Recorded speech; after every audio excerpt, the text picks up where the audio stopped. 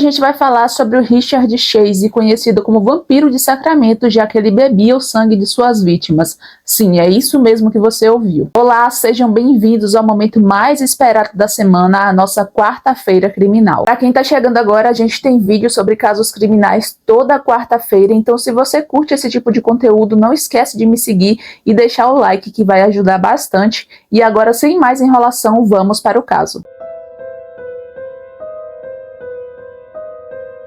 Richard Chase nasceu em 23 de maio de 1950 no condado de Santa Clara, na Califórnia. E adivinha só como foi a infância dele?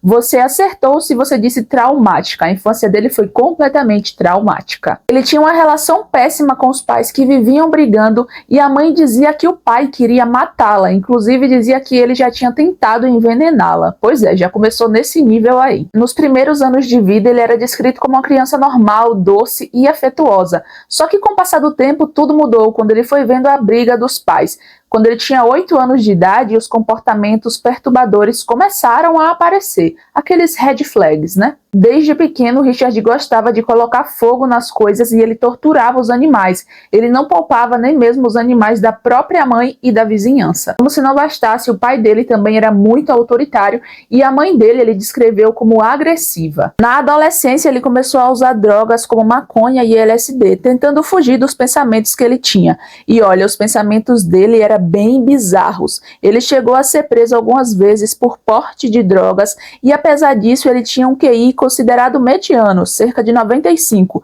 segundo um livro que eu li sobre isso. Quando ele virou adulto, a situação só piorou. Ele não conseguia manter um emprego, largou a faculdade e começou a ter delírios. Ele achava que o coração dele parava de bater às vezes e que alguém tinha roubado uma artéria dele e que os ossos do crânio estavam se mexendo. Por isso ele passou a raspar a cabeça. E olha só, ele acreditava que se abrisse uma laranja, colocasse em cima da cabeça, ele ia magicamente absorver a vitamina C. Enfim, vegano, né? Ele passou a morar sozinho, o que preocupou bastante os pais, e agora ele matava ainda mais animais. E pior de tudo, ele começou a beber o sangue desses animais porque acreditava que estava sendo envenenado com sabão, o sabão da pia.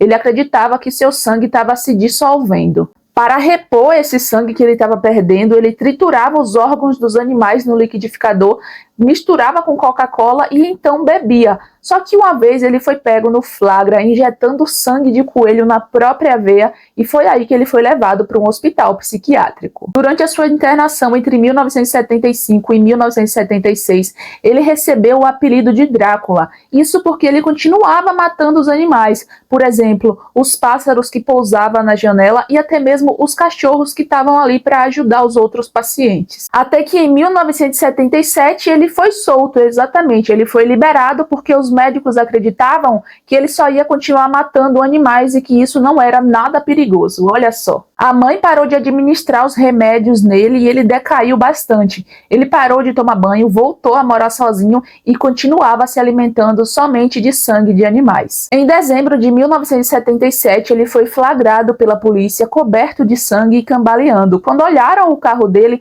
tinha um balde cheio de sangue, só que era sangue de vaca, então ele foi liberado. Mas em 29 de dezembro de 1977, Richard cometeu seu primeiro assassinato. Ambrose Griffin, um engenheiro de 51 anos de idade.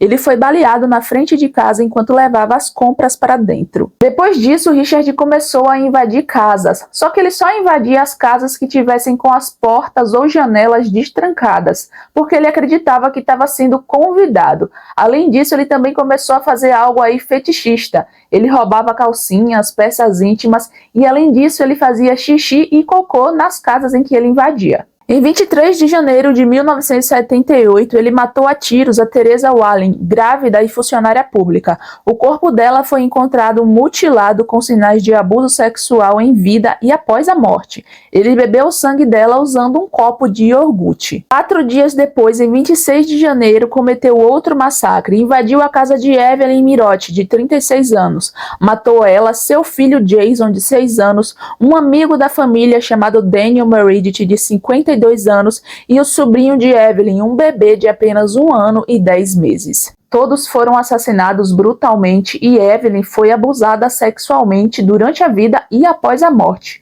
Já o bebezinho teve a sua cabeça decapitada e Richard levou o corpo. A polícia descobriu que o carro usado na fuga era de Evelyn e, com a ajuda do FBI, usando um perfil criminal traçado pelo Robert Hesley, sim, o cara que inspirou Mandy Hunter, chegaram então até o Richard. O perfil batia perfeitamente. Homem branco, magro, sem emprego, vivendo sozinho e com a ajuda do governo. Ele foi preso em casa com uma caixa cheia de panos ensanguentados e tentou fugir ao ver a polícia. Foi detido e sua arma, um revólver calibre 32, foi encontrada. Em 1979, Richard foi a julgamento e a defesa tentou alegar insanidade, mas os próprios médicos do hospital disseram que ele podia ser julgado como uma pessoa normal. Foi então que ele foi condenado à pena de morte na cadeira elétrica. Ele foi levado para a prisão em San Quentin, onde outros presos odiavam ele e incentivavam que ele se matasse. Depois disso, ele foi enviado para um hospital psiquiátrico por tentativa de suicídio. Só que assim, só o anúncio da chegada dele fez 2 funcionários pedirem demissão. Depois ele voltou para a prisão e em 26 de dezembro de 1980 ele cometeu suicídio por overdose de medicamentos. Ele foi acumulando os comprimidos que ele recebia, para o tratamento, guardava tudo e então tomou tudo de vez. Só que até hoje não se sabe se ele foi incentivado pelos colegas, a fazer isso ou se foi uma decisão própria. Então é isso, esse foi o caso de hoje. Se você não é inscrito, não esquece de se inscrever, porque toda quarta-feira tem vídeo novo. Deixa seu like se esse vídeo te impactou de alguma forma, porque isso vai me ajudar bastante a continuar trazendo conteúdos, e até o próximo vídeo.